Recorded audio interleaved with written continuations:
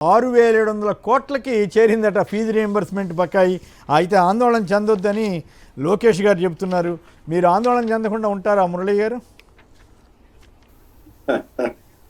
చంద్రబాబు నాయుడు గారికి అయితే ఆందోళన ఉండదు, కానీ పేద పిల్లలు, పసిబిడ్డలు వాళ్ళంతా కూడా చాలా ఇబ్బందుల మధ్య ఏ కాలేజీకి వెళ్ళినా, ఏ విద్యా సంస్థకు వెళ్ళి మాట్లాడినా ఇదొక సీరియస్ సమస్యగా ఈరోజు మారిపోయింది. ఈ ఫీజు రీఎంబర్స్మెంట్ అనేది ఏ స్ఫూర్తితో దాన్ని ప్రారంభించారో దానికి తూట్లు పొడిచే పద్ధతిలో చంద్రబాబు నాయుడు గారి ప్రభుత్వం అధికారంలోకి వచ్చిన రోజు నుంచి ఈ రోజు దాకా అదే రకమైనటువంటి పద్ధతిలో వ్యవహరిస్తా ఉంది. వాస్తవంగా 6,700 కోట్ల రూపాయలు చంద్రబాబు నాయుడు గారు లాంటి వాళ్ళకి చాలా చిన్న మొత్తమే కావచ్చు, కానీ సాధారణమైనటువంటి విద్యార్థులు ఆ పూట ఇబ్బంది పడేవాళ్ళు, కూలీ నాలీ చేసుకునే వాళ్ళు ఏమైనా వాళ్ళ బిడ్డలు చదివించుకోవాలని అంటే ఈరోజు చాలా గొప్ప వరంగా ఉన్నటువంటి ఫీజు రీఎంబర్స్మెంట్ పథకం పట్ల ఈ రకమైనటువంటి ధోరణి ఏ రకంగానూ సమంజసం కాదు. లక్షల కోట్ల రూపాయలు అప్పులు చేస్తారు, ఇట్లాంటి వాటికి డబ్బులు లేదని చెప్పి మాట్లాడడం ఏ రకమైనటువంటి సమంజసం మనకు అర్థం కాదు. ఇదే కాదు, 3 లక్షల కోట్లు అప్పు తీసుకొచ్చా, ఇందాక 3 లక్షల కోట్లు అప్పు తీసుకొచ్చినా కూడా ఏమైపోతున్నాయి, మళ్ళీ హట్కో నుంచి కూడా 6,700 కోట్లు ఎంత తీసుకొచ్చారట. అప్పుల క్యాలెండర్, ఇది జాబ్ క్యాలెండర్ ఇస్తామని చెప్పిన వాళ్ళు ఇప్పుడు అప్పుల క్యాలెండర్ ఇస్తామన్నట్టుగా వచ్చే 3 నెలలకు కూడా 16,000 17,000 కోట్లు అప్పు చేస్తామని చెప్పారట. ఈ డబ్బంతా ఎక్కడ ఖర్చు పెడుతున్నట్లు అన్న దానికి సమాధానం దొరుకుతుందా? సమాధానం అదే సార్, చూస్తున్నాం కదా రోజువారీ మనం అంతా కూడా.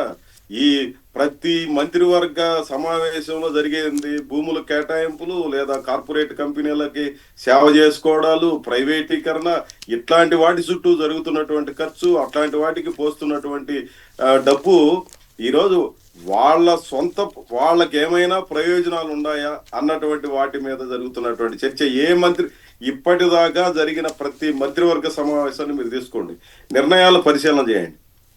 ఇట్లాంటివి ఇప్పుడు ఆరోగ్యశ్రీ గురించో, లేదా ఫీజు రీఎంబర్స్మెంట్ లాంటి వాటి గురించో, లేదా ఉపాధి హామీ పథకం ఈరోజు చాలా తీవ్రమైనటువంటి సమస్య.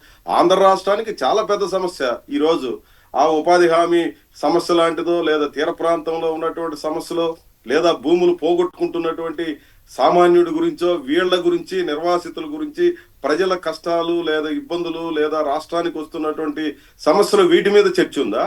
ఏదో ఒక రకంగా ఇక్కడ ఉన్నటువంటి సంపదనంతా కొల్లగొట్టి లూటీ చేసి పెద్ద వాళ్ళకి అప్పచెప్పే నిర్ణయాలు ఉన్నాయంటే నేను చెప్పిన రెండవది ప్రధానమైనదిగా ఈ రాష్ట్రంలో ఉంది. మొత్తం అదానీ పరం చేసేశారు, మేఘా వాళ్ళ పరం చేసేశారు, షిరిడి సాయి కంపెనీ వాళ్ళ పరం చేసేశారు. ఇట్లాంటి పెద్ద వాళ్ళు ఎవరెవరైతే వీళ్ళ చేతుల్లో ఉన్నారో, పెద్ద వ్యక్తులుగా నడుపుతున్నారో ఈ వ్యవస్థలన్నింటిని కూడా అట్లాంటి వాళ్ళ సేవలో తరిస్తున్నారు తప్ప సామాన్యుడి గురించి ఆలోచించే పరిస్థితి కానీ, నిర్ణయాలు దానికి అనుగుణంగా చేసే పరిస్థితి లేదు. దాంట్లో భాగమే ఫీజు రీఎంబర్స్మెంట్ కూడా. ఫీజు రీఎంబర్స్మెంట్ కనుక జరిగితే ఎవరికి ప్రయోజనం? ఈ రాష్ట్రంలో ఉన్నటువంటి అత్యంత పేదవాళ్ళుగా ఉన్నటువంటి వాళ్ళు, అత్యంత వెనుకబడినటువంటి వాళ్ళు, అది లేకపోతే చదువులు కూడా నిలిపేసే పరిస్థితి ఉన్నటువంటి వాళ్ళకు ఉపయోగపడేది. వాస్తవంగా జరుగుతున్నది ఏమి? ఎన్ని రకాల ఇబ్బందులు పెడుతున్నారో యాజమాన్యాలు.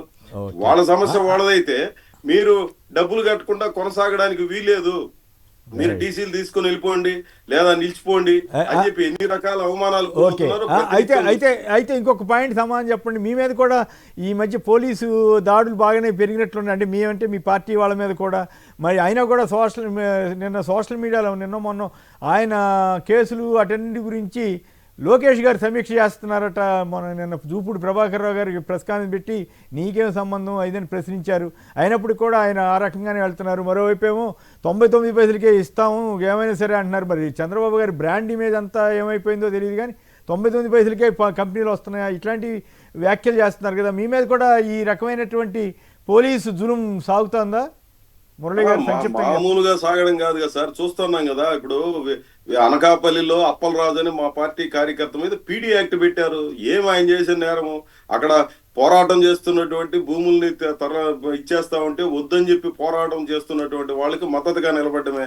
ఈ అప్పలరాజు అనేవాడు భూముల్ని బదలాయింపు కాకుండా అడ్డుపడుతున్నాడు అని చెప్పి 19 రకాల కేసులు పెట్టారు ఆయన్ని. ఆయన ఏమన్నా పోయి ఎక్కడైనా నేరం చేశా అంటే ఇదేమిలే, ఆ ప్రజలకు పోయి మద్దతు ఎప్పుడు పోతే అప్పుడంతా ఒక కేసు పెట్టేసి ఇప్పుడు ఫైనల్ గా 19 కేసుల తర్వాత నీ మీద పీడీ యాక్ట్ పెట్టామని చెప్పి నేరుగా తీసుకెళ్లి ఆయన జైలుకి పంపించినటువంటి పరిస్థితి. అంటే ప్రజల పక్షాన నోరెత్తి మాట్లాడితే మేము పీడీ యాక్ట్ పెడతాము, లేకపోతే ఇంకేదన్నా పెడతాము, అవసరమైతే మిమ్మల్ని ఎన్ని రకాల రెడ్ బుక్ బాధితుల్లో మీరు కూడా చేరారు, బాగానే ఉంది. Right, okay, right.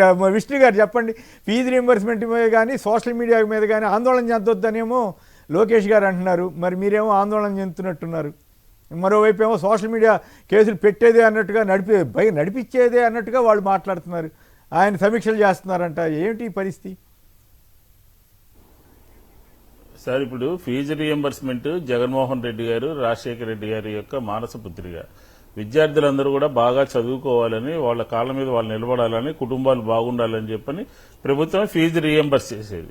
Jaganmohan Reddy గారి హయాంలో ఒక క్యాలెండర్ ప్రకటించేవాళ్ళం. మేము ఇప్పటికీ 9 క్వార్టర్లు పెండింగ్ లో ఉన్నాయి. జగన్మోహన్ రెడ్డి గారు కన్నా ఎక్కువ చేస్తాను, జగన్ కన్నా ఎక్కువ ఇస్తాను అని చెప్పి చంద్రబాబు నాయుడు గారు బాకాలుది ఫీజు రీయింబర్స్మెంట్ 6,300 కోట్ల రూపాయలు పెండింగ్ పెట్టారనంటే, ఇప్పుడు మొన్నటిదాకా విద్యార్థుల సమస్య ఉండేది, ఇప్పుడు విద్యార్థులతో పాటు యాజమాన్యాల సమస్య కూడా వచ్చింది.